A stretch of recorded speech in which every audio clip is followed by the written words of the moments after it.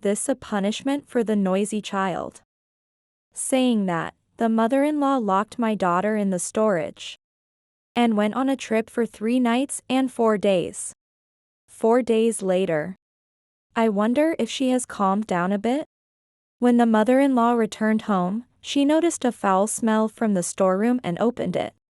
The mother-in-law timidly looked inside the storage room, and what she saw was, "My name is Mary Parker, a 45-year-old housewife. I have a daughter with my husband, Kevin, who is the same age as me.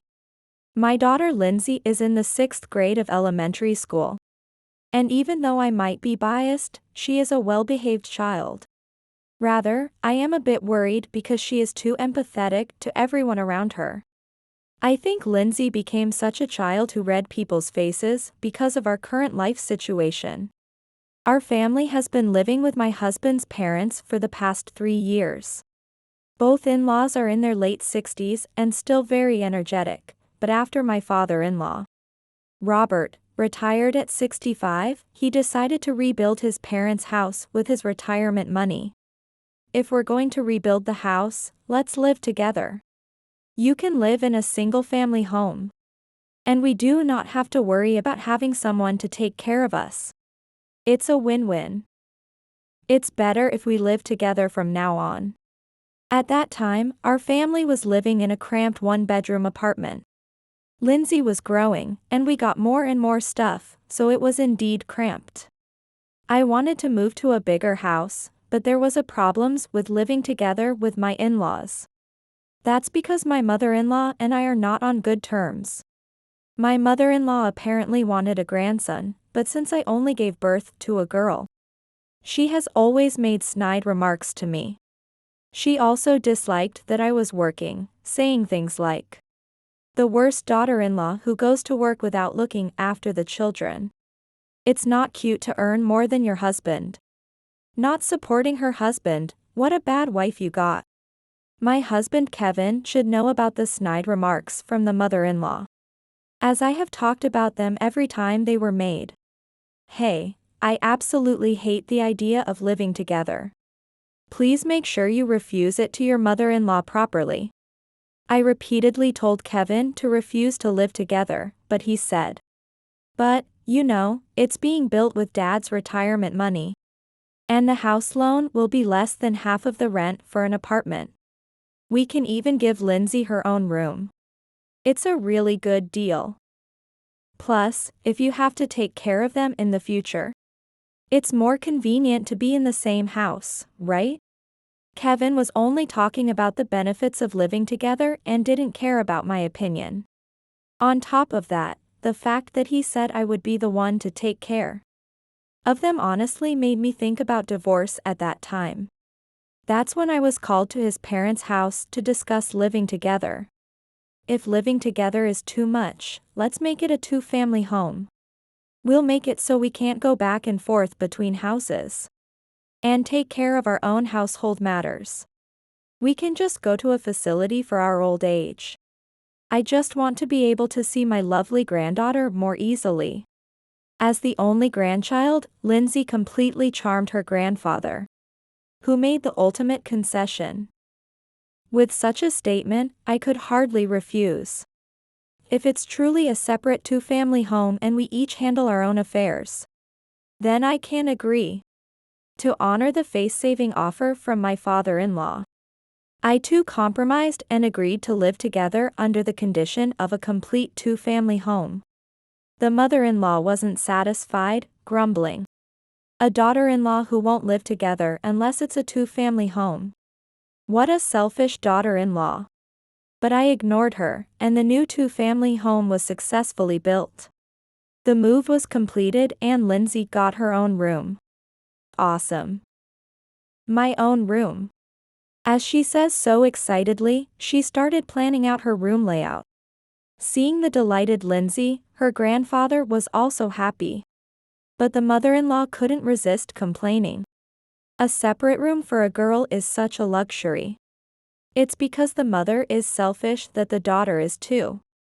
Kevin seemed unaware of his daughter being bad-mouthed right behind him, and did nothing about his mother's remarks. disgusted with my unreliable husband. I couldn't say anything at the moment while watching the innocently happy Lindsay. After moving in, I was resting in the living room when Kevin spoke to me. Hey, you got a house built exactly as you wanted without giving anything back.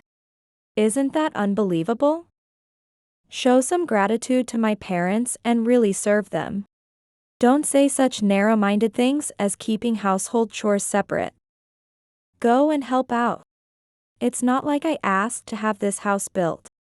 Why should I be the one to face such demands? You should be grateful and repay them too. It's fine for me. After all, I'm their actual son. Just having their son and granddaughter close by makes my parents happy. But you're an outsider, so it's only natural for you to show gratitude and serve my parents. Frowning deeply, Kevin said this and left the living room, heading to our bedroom. Seeing Kevin's childish behavior, I sighed deeply in frustration.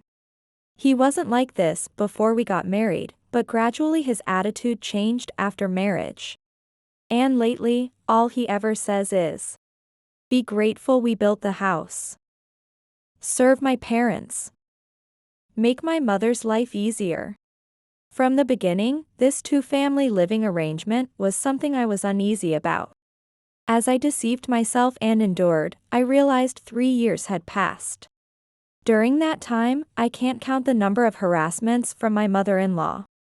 For about a month after we started living together, there were no issues except for Kevin's nagging as there was no interference between the houses. One day, Mom said it would be more convenient if she had a spare key, so I gave her one.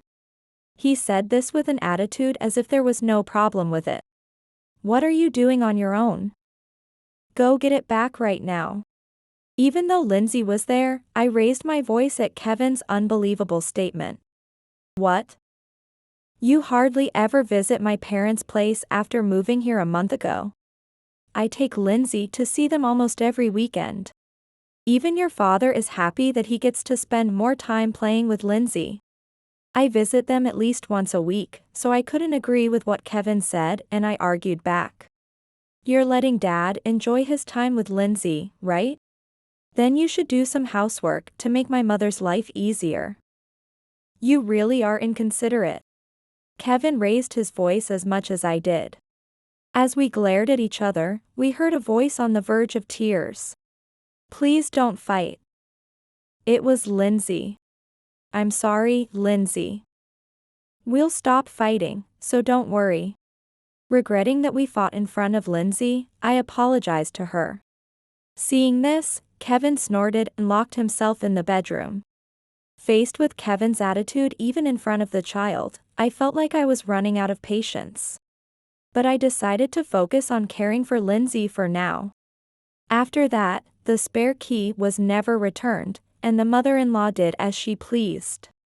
As I managed both work and childcare, I usually prepared meals on weekends to get through the week, but unbelievably, the mother-in-law would take the food I had prepared without permission. After eating my food, the mother-in-law even had the audacity to come to our house just to say, "The stir-fry we ate yesterday was too salty, it was inedible. Eating that would make us unhealthy. And you make too many meat dishes, not enough vegetables. You don't think about us at all. Please don't enter the house as you please. And opening the fridge is just outrageous."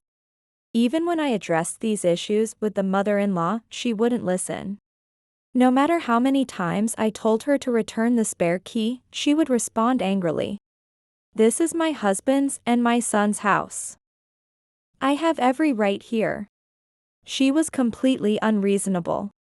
I kept tolerating her behavior, but each time, my anger grew a little more. In the midst of this difficult life, one day, Lindsay handed me a train ticket. "This is a present." Lindsay's grandfather explained the situation to me quietly next to her. "Isn't it your 20th wedding anniversary, Kevin and Mary?"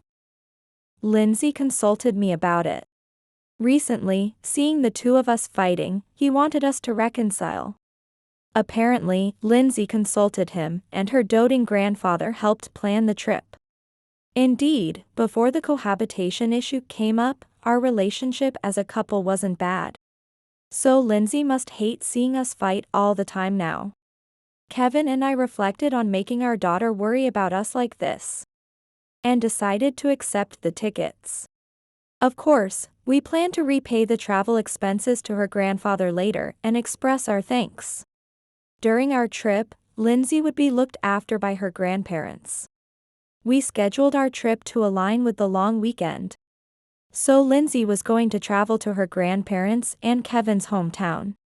Since there are children around her age in Kevin's hometown, we were reassured that Lindsay would not feel lonely and were comfortable going on the trip. Robert was looking forward to spending quality time with Lindsay and was genuinely happy for us. Go and spread your wings for a bit. Leave Lindsay to me. Yes, Kevin is always busy with work and family matters. Mary, you take the time to relax too. Unlike the always kind Robert, the mother-in-law's unexpectedly gentle words felt odd as we set off on our trip. 4 days after our departure, the grandparents returned from their hometown. We're back. Huh, you two are back early. Weren't you supposed to return tomorrow? Seeing us back earlier than scheduled, Robert was surprised. In particular, the mother-in-law's eyes widened as she looked at us and then, as if remembering something, she ran to the backyard. There is only a storage shed in the backyard, but Kevin and I followed the mother-in-law. Approaching the shed, she sniffed around, seemed to realize something, and hurriedly opened the shed door and cautiously entered, shouting, "Lindsay, come out." From behind her, "Grandma, I'm here," Lindsay called out. And the mother-in-law turned around in shock. What? Why are you there? I definitely locked you in. She looked at Lindsay with a face like a deer in the headlight. Robert, who had followed us, heard the mother-in-law's shout and demanded an answer. What do you mean you locked her in? He asked in a tone harsher than I'd ever heard. Seeing such a reaction from Robert, Lindsay began to explain. Mom and Dad were going on a trip, and I was getting ready to go to Grandpa's hometown. Then, Grandma said she needed help looking for something in the shed. So when I entered, she closed the door on me. Lindsay explained to her grandfather, her voice trembling. From the way she spoke, it was evident she was traumatized. I asked her many times to open it, but Grandma, the mother-in-law uttered unexpected words. I don't want a granddaughter who's ugly just like her mother. I actually wanted a grandson. To have a girl and grandmother take care of the kid while going on a luxury trip to reconcile with her husband is unthinkable. This child will just end up noisy like you. How could you say such awful things? This a punishment for the noisy child. Saying that, the mother-in-law explained to Robert that she locked Lindsay in the shed, and then left for a trip of 3 nights and 4 days. Jessica, was it a lie when you said Lindsay was staying at a friend's house? Were you planning to keep her locked in the shed in this heat for 4 days? Unable to believe what he heard from Lindsay, Robert confronted Jessica. She looked down, silent. This time, we gave Lindsay a cell phone just for the duration of our trip.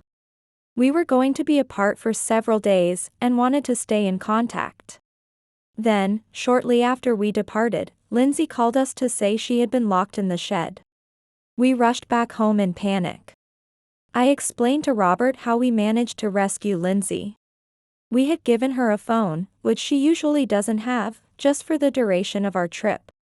With it, Lindsay was able to contact Kevin and me, and we immediately learned she was locked in the shed. But since we were already on the train and it would take time to get back home, we contacted a neighbor to rescue Lindsay from the shed. The neighbor was initially incredulous, but after seeing Lindsay actually locked in our shed, they were shocked yet kindly looked after her until we could return. Normally, Lindsay doesn't have a phone. But she knows how to use one because she sometimes uses Kevin's or mine for social media. We had promised she wouldn't have her own smartphone until middle school. Of course, the mother-in-law knew this and probably thought Lindsay had no way to contact anyone when she locked her in the shed, which made me even angrier.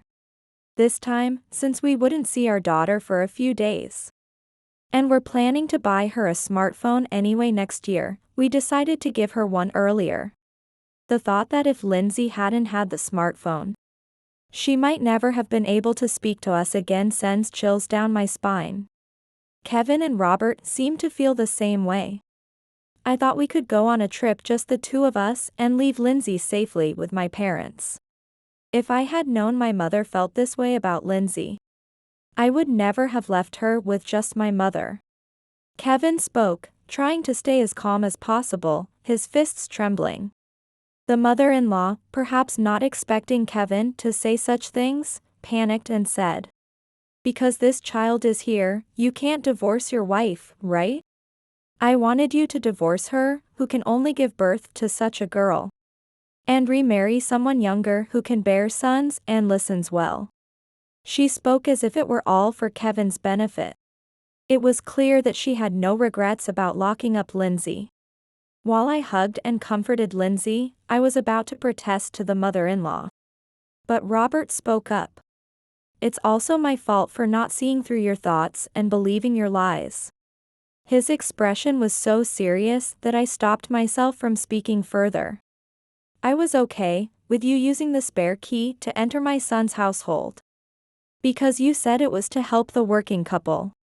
But doing such a thing even to your own blood-related granddaughter shows you weren't helping at all." It seems Robert knew the mother-in-law had been using the spare key to enter our household, but he hadn't stopped her because he believed her lies. The mother-in-law would enter our house without permission, take the food I had prepared, and almost every day she came to make snide remarks, which was really annoying. I openly shared what had been done to us, including how I felt. Called annoying, the mother-in-law retorted, "Oh, what a way to talk to a husband's mother. What kind of daughter-in-law are you? It's because she's your daughter that Lindsay also says unnecessary things.